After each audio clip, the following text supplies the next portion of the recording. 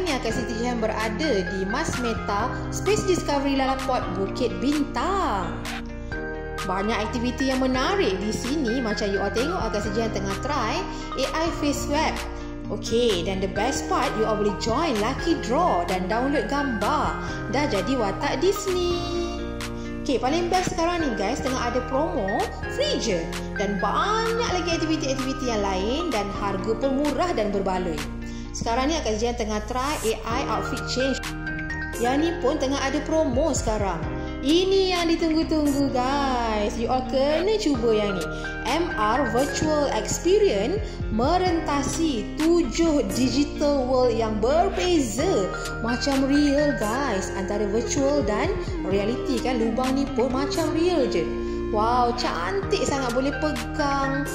Untuk yang belum cuba, jom bawa family dan cuba sementara tengah promo.